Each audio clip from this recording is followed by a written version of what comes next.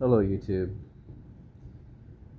I don't take uninvited callers. I uh, I don't like people coming to my door. I don't, because in the past, every time somebody came to my door for years and years and years, it was bad news. It was somebody who was panhandling.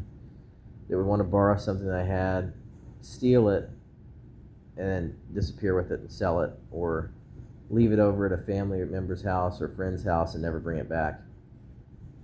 I've had a lot of contact with criminals. Unfortunately, I don't want contact with criminals, and I don't want people committing crimes around me or in proximity to my family. I work more than full time. I'm a student, and I just don't need it. I've gotten to the point where I have very significant trauma from people knocking on my door or even calling me on the phone unexpectedly. So my number doesn't appear on any public records, and I have made it a point to request that my home address does not appear on any public records because of the fact that I've been harassed on an unfounded basis. I've experienced swatting calls, and I've had people who were opportunistic, offer me their services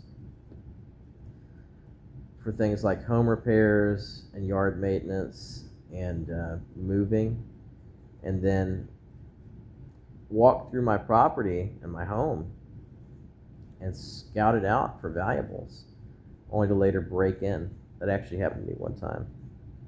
And that wasn't the first time that my things had been stolen. I grew up in a family where my clothing would be stolen, food would be stolen off my plate by other relatives, my shoes would be stolen, the TV would be stolen out of my room by cousins who later became career criminals and it went to prison or did jail time. And most of the thievery happened under the direction of my aunt, who is now dead from substance abuse. I was not cared for as I should have been growing up. My parents prioritized other things over taking care of me. And it ended up being a thing where,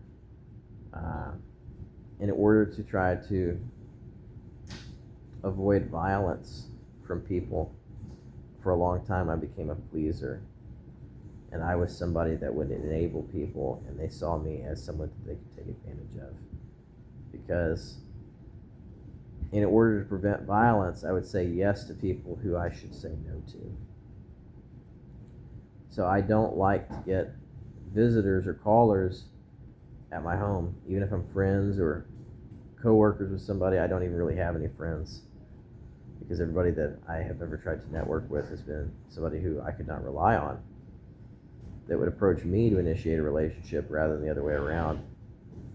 My friends, I didn't pick them when I had friends or associates. They picked me. And the people that pick you are usually trying to take advantage of you. So you have to have firm boundaries, and you have to know when to tell people no.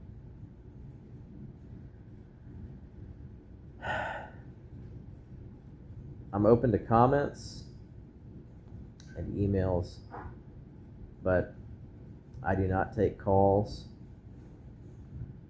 most of the time on an unscheduled basis. If a call is initiated and I'm not the one who makes the phone call, unless it's somebody I have a business relationship, I block the number. And it's the same with people coming to my door. It makes me very uncomfortable. I don't like that. So there's a good reason for boundaries, and that's my explanation for why I don't like people coming to my door or calling me on an unexpected basis.